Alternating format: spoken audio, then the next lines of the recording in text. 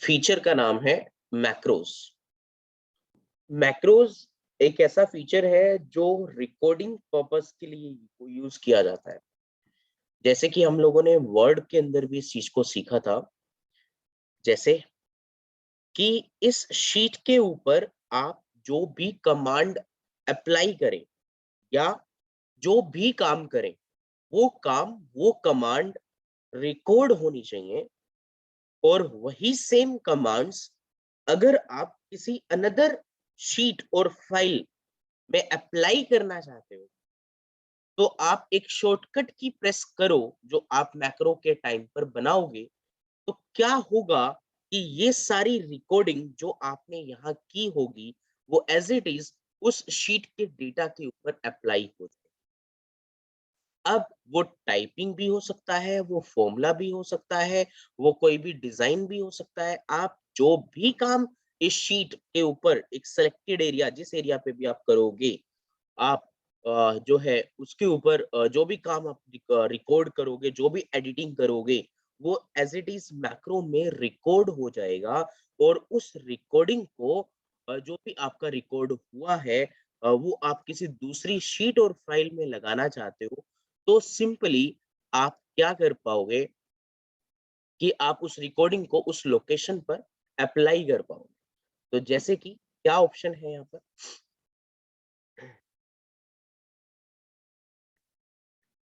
कि इस शीट के ऊपर अगर मैं कुछ भी चीज अप्लाई करूं, कोई भी कमांड अप्लाई करूं, तो वो रिकॉर्ड होनी चाहिए।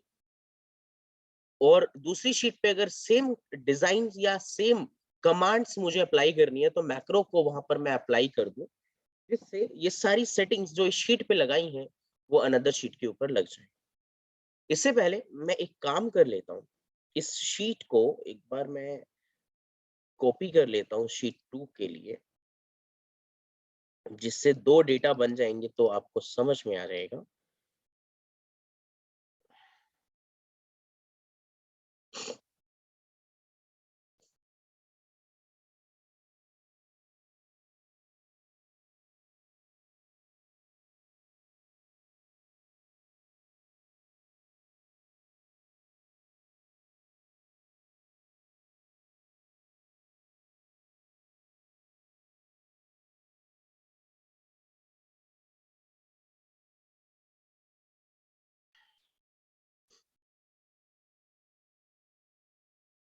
यस। तो अब जैसे कि मेरे पास दो शीट है, एक शीट 1 के ऊपर डेटा है और एक शीट 2 के ऊपर डेटा है। शीट 1 पे डेटा अलग है और शीट 2 पे डेटा अलग है। बट एक मैंने चीज यहाँ सेम की हुई है कि जो हेडिंग है दोनों की, वो सेम है। तो मैं इस चीज का यूज करने वाला हूँ फॉर्मूले के लिए। अगर फॉर्मूले के लिए मैं इन चीजों का यूज कर रहा हूँ ना, मैक्रो का यूज कर रहा हूँ, तो ऊपर वाली हेडिंग सेम होनी जरूरी है। अगर आप फॉर्मूले के लिए नहीं कर रहे हो रिकॉर्डिंग यूज, मैक्रो यूज, तो फिर आप जो है डिजाइन वगैरह के लिए यूज कर रहे हो, तो आप कैसा भी डेटा ले सकते हो, हेडिंग भी चेंज हो सकती है, डेटा भी चेंज हो सकता है। बट अगर आप फॉर्मुलेस वगैरह लगा रहे हो, तो हेडिंग्स आपकी सेम रहनी चाहिए। तो देखिए मैं क्या करने जा रहा हूँ। मैंने एक शीट के ऊपर डेटा बनाया, और शीट 1 पे और शीट 2 पे। देन अब इसमें क्या करना है कि शीट 1 पे जो भी मैं काम करूँ वो रिकॉर्ड हो, और वही काम मुझे शीट 2 पे रिपीट करना है। तो दोबारा वहाँ करके बैठूँगा तो टाइम लग जाएगा। इसलिए मैं मैक्रो की रिकॉर्डिंग को वहाँ अप्लाई कर दूँगा, रन कर दूँगा, जिससे ये सारा काम एज़ इट इज़ वहाँ पर भी अप्लाई हो जाएगा, बट सेम उस डेटा के ऊपर। जो काम यहाँ अप्लाई करूँगा वही चीज़ें वहाँ अप्लाई हो जाएँगी, बट वो उस डेटा के लिंक के अंदर अप्लाई होंगी। जो सैलरी वहाँ लिख रखी है, उस सैलरी के ऊपर अप्लाई होगी, और जो यहाँ मैं इस सैलरी पे करूँगा, वो इस सैलरी पे होगा। वहाँ पर उस मैक्रो की रिकॉर्डिंग को अप्लाई करूँगा, तो उस वाली सैलरी के बेस पर वो रिको वहाँ पर अप्लाई होगा।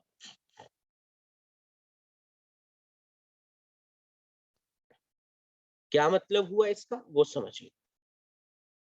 देखिए, मैंने क्या करना है, मैं जो भी फ़ॉर्मूला या जो भी काम मैं इधर करूँ, वो रिकॉर्ड हो, और ये सेम काम, जो भी फ़ॉर्मूला और जो भी काम मैं करूँ, वो रिकॉर्ड होकर वहाँ पर अप्लाई हो जाए।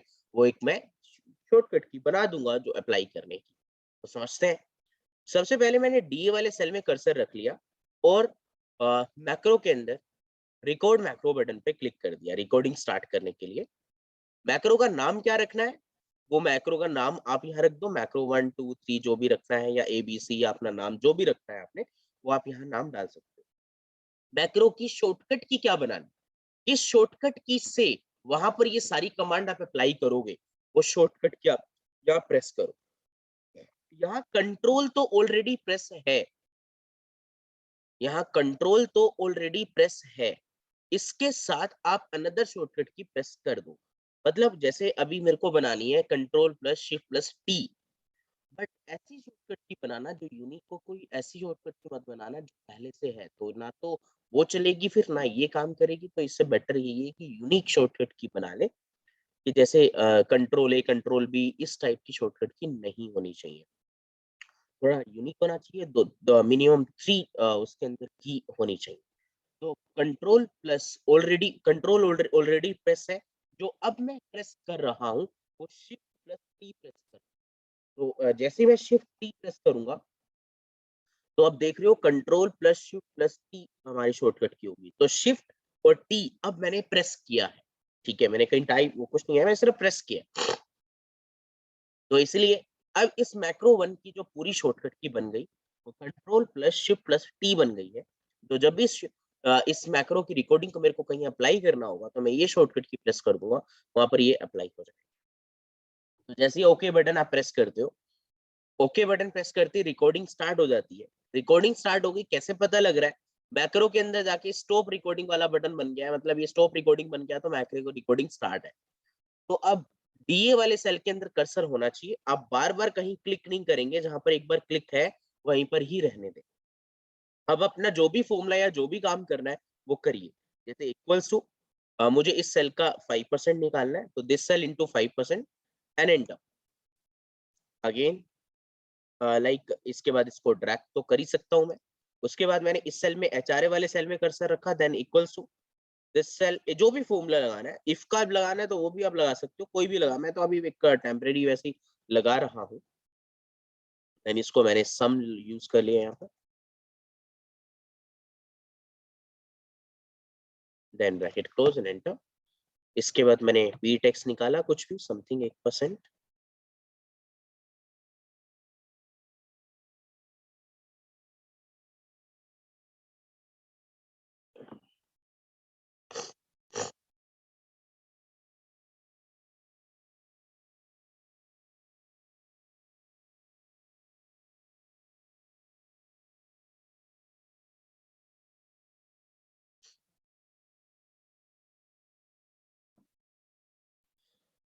अब इन सभी को सिलेक्ट करके मैंने ड्रैग कर दिया।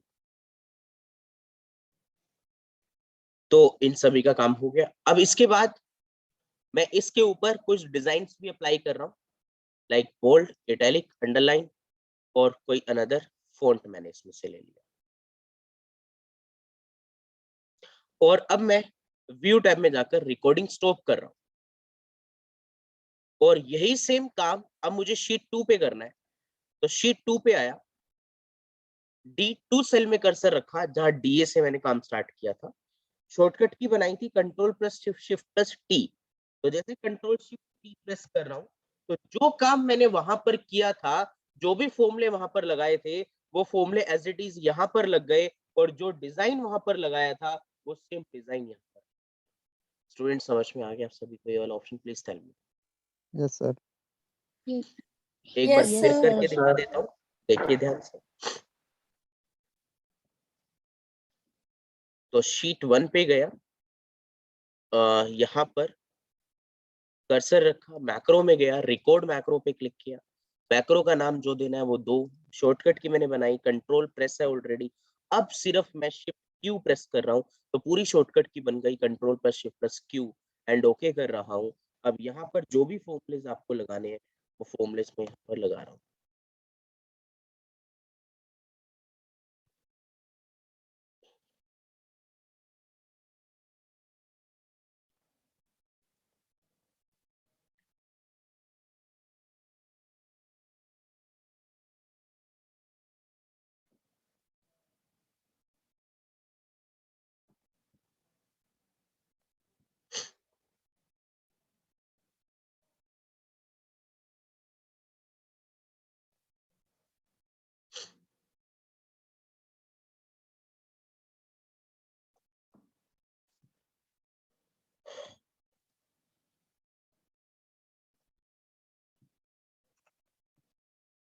इनको सभी को सेलेक्ट किया, ट्रैक किया।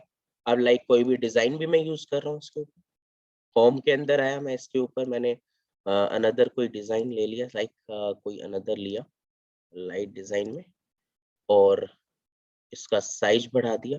देन व्यू टैब में मैक्रो से स्टॉप रिकॉर्डिंग कर दी।